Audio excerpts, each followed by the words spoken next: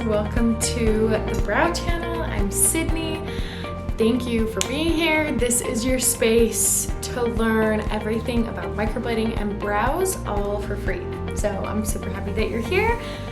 Today I wanted to talk about Aftercare and kind of go over my whole Aftercare process, what I do, why it's important, kind of the reasonings behind everything, and then share with you my favorite products as well. So let's go through what I include in my kits. So this is what I send home with all of my clients. This is my little Aftercare kit. I just get these little bags like on Amazon. And then I have my printed up instructions that I created on Canva and then printed through vistaprint.com. And I just printed like on some thick cardstock paper and printed up a bunch of these. This is all their instructions written out. So, I mean, I walk them through all of this after their appointment, but it's super important that you have something to send home with them so they can refer back to it, because it's gonna be a lot of new information at once and they're probably not gonna remember everything 100%. So send them home with a step-by-step kind of instruction sheet, okay? I also send them home with a couple of cotton rounds. We will touch on the reason. I'll touch on the reason why in just a little bit, but this is gonna be important if they have like a little bit of a longer drive or anything like that. You just wanna have some cotton rounds for them to get started on the healing process. Okay, and then I just include a little brow brush, spoolie, whatever you wanna call these, just so they can kind of comb through their hairs if they need it. All right, then we got our two main players right here. We have cosmetic ink soap, After Soap. Get a good look at this baby. So cute. So what this is this is my ink soap, cosmetic ink soap mixture that I do. And I just mix it up in a bottle like this. I've talked about this mixture before on my channel, but this is ink soap. Again, cosmetic ink soap, you can search it. I typically buy it on the Bowler Aesthetics website, but what you're gonna do is dilute it with distilled water, 80-20 ratio. So 80% distilled water, 20% ink soap. I mix it up in here. I use this a ton for pretty much everything while I'm microblading. But then for my Aftercare, I also fill these cute little bottles up with that same mixture that I created. Okay, and how I do these cute little bottles, because I love something that's on brand. We love a cute little on brand take home. I get these bottles, these little foam pump bottles on Amazon. And then of course we've got the Bowler Aesthetics Healing Balm. I don't know if you can see this. If you don't use this and you're curious, go look on her website. I'm sure she has the ingredients listed on there, but the ingredients are so good. So it's an all-natural healing balm, cruelty-free, and honestly, incredible retention. So I'm just gonna tell you guys the ingredients because the ingredients are really impressive. Like I said, it's all natural. It's all like to aid in the healing process. So there's organic sunflower oil, organic beeswax, virgin shea butter, cocoa something, bee pollen extract, arnica extract, chamomile extract, virgin organic coconut oil, organic argan oil, lavender oil, and organic tea tree oil. Okay, this stuff's freaking awesome. Again, this is just on the Bowler Aesthetics website.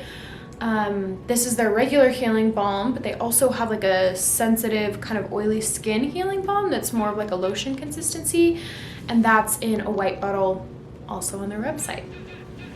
Okay, so let's walk through my entire healing process. So I do what's called a wet wound style of healing, which means basically if you've been in the permanent makeup industry for a while now, 3-4+ years, you probably started out with dry healing Basically just keeping everything very dry, not moisturizing, not washing, not doing anything like that.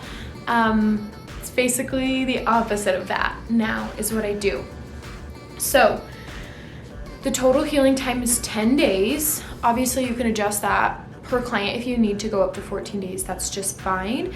But typically 10 days, the day that they get their brows done, the day of their appointment, that's day 1, okay?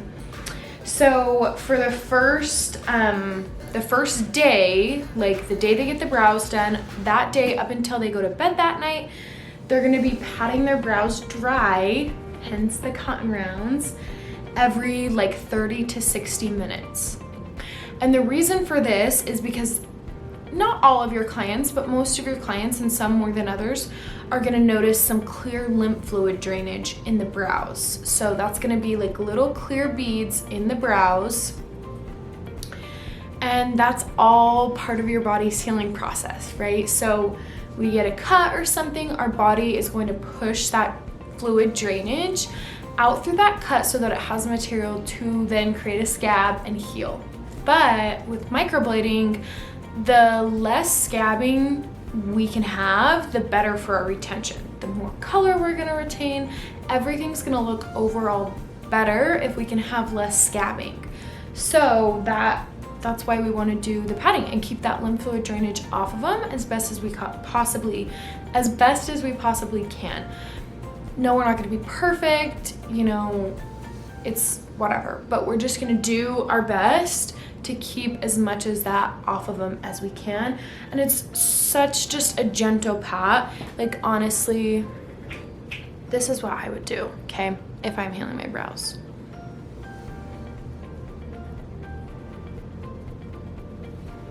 Voila. Okay, so it doesn't need to be a rub, it doesn't need to be aggressive, just a super gentle pat.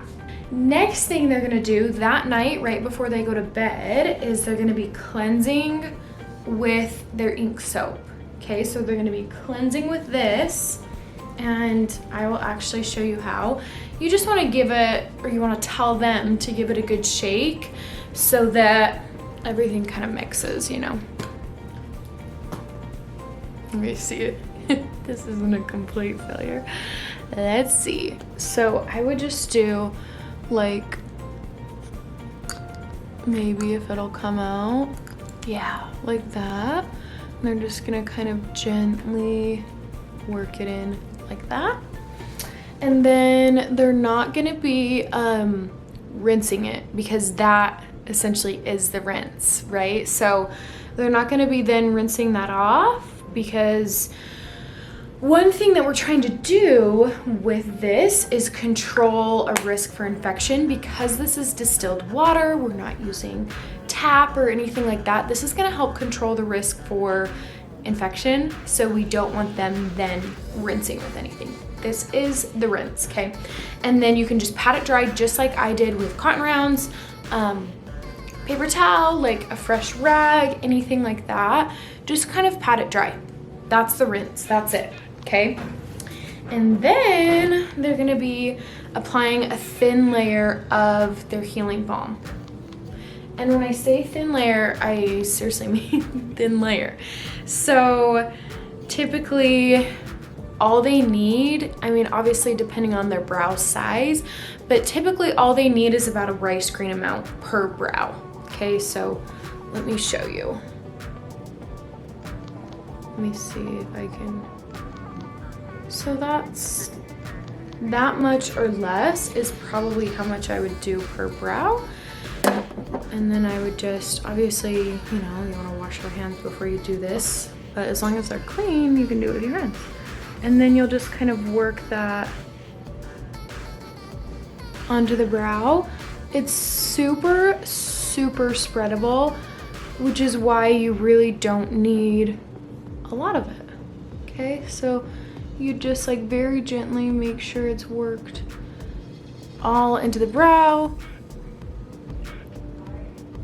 You can see it doesn't look super greasy. Obviously, it looks more greasy than if I didn't have it on, but you can tell it doesn't look super greasy or anything crazy like that. It's exactly how we want it to look. Okay, so they're gonna do that first night before they go to bed, the cleansing, the balm, that little duo that I just showed you. And then they're gonna repeat that process every morning and every night for the rest of the 10 days. Okay, so they'll wake up in the morning, they'll cleanse, they'll balm. Before they go to bed at night, they'll cleanse, balm. And then they can also apply extra balm, like up to 2 to 3 times during the day if they need it. And they don't have to cleanse with that one. Just if they're feeling like dry, itchy, flaky, anything like that during the day, and they're just feeling like they need a little bit of something more, they can just throw a little bit more balm, same amount, on their brows during the day, okay? All right, so other than that whole little process that they're gonna do, I tell everyone we just need to be really, really careful to avoid sun, sweat, and steam, okay? So those are the 3 things, the 3 S's that we're avoiding, and I will explain why. So the sun can be a big factor in like ink not turning out quite as we had planned. And as we know as permanent makeup artists, you know, there's a lot of, what's the word? I don't know. The pigment is not always going to be perfect the first time around, but one thing we can do to kind of help control that is avoiding the sun, because the sun does tend to make things look a little more ashy and it tends to fade things. So we do want to be very careful of the sun, completely staying out of the sun. If someone is just adamant, I have to be at this soccer game, baseball game, whatever, for my kid or something like that, I just always tell them, make sure you're wearing a hat then, make sure you're sitting in the shade, like just do all the things that you can. But best case scenario, the way they're gonna turn out the best is if you're just avoiding that altogether. And then our number 2, sweat. So it's really crucial that we avoid, we say sweat, but what I mean by that is avoiding anything that causes your pores to open up. So as we know, when we sweat, our body opens up the pores so that it can allow sweat to come through those pores, right, to cool us down.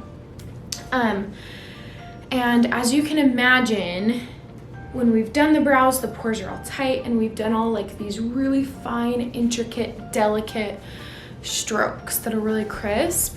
And if they're not finished healing and the body then opens up the pores and starts allowing sweat to come through, the strokes are gonna kind of expand as well as the pores are opening, which of course is gonna cause like blurring. Things aren't gonna look as realistic and natural and crisp as we intended them to. So we want to avoid anything that's gonna be causing us to sweat. So any form of exercising, yes, everything. Yes, weightlifting, yes, cardio, yes, walking, yes, even if you wear a sweatband and try not to sweat, we just want to avoid any form of exercise. Your client will survive for 10 days, I promise you. We want to avoid any form of exercise for 10 days. All right, and then the last one, steam. We want to avoid, steam can kind of be put in with sweat, right? Because that's really what we're trying to avoid with steam. Imagine if you're in like a hot tub or a steam room or something like that, you're sweating, your pores are opening up. So we're trying to avoid the same thing, but it's just easier for your clients, I've found, if I explain and make sure I cover steam also. So that's gonna include like hot tubs, saunas, pools, steam rooms, even really hot showers, like when you have it on hot, the door closed, you're in there for 20 minutes, like that's a steam room. So anything like that that's gonna be steamy, that can cause your pores to open up for the same reason that we avoid exercise, we wanna avoid all of that as well, okay? All right, and then other than that, I just tell them, be gentle, do your best. It'll be fine. If you're doing everything you can, like I've explained, to take care of them, they're gonna heal great. And then always just make sure to, tell your clients, like, make sure they have your phone number, make sure they can text you if they have any questions or concerns about how they're healing. I always wanna make sure they know, like, hey, if you do have any questions, if you do feel concerned about something, just send me a text. And usually it's not a big deal, but you can just tell them it'll be fine. Let your body do its thing, okay? I hope you guys enjoyed that one. I've had a couple of questions to go over my aftercare. I love my healed results. I've been so happy with my healed results and my retention the past couple of years. And it's ever since I've had this whole system set up, my whole little favorite system. So if you are looking to get better retention, I would suggest first you need to make sure your pressure is in check, and second, you need to make sure you're using good quality healing products and you have a really good system set up for your clients to easily understand and follow. Okay, also if you guys are interested in snagging my aftercare instructions, I have them available to download as a PDF. All you have to do is go onto my website, www.browsebysid.com, and subscribe to my email list. There will be a pop-up probably 2 seconds after you enter my website, and enter your email in and it'll send you a copy of my aftercare instructions as a PDF. So if you want this for yourself to give to your clients, whatever, as a refresher, just go there, enter your email, and you can get the PDF of what I use. So yeah, I hope this was helpful. Thank you again for watching. It would mean the world to me if you left a comment. Let me know what healing questions you have. Let me know what you do that works for you. If you do something similar, if you do something different, I want to know. And don't forget to like and subscribe. I'll see you guys next week.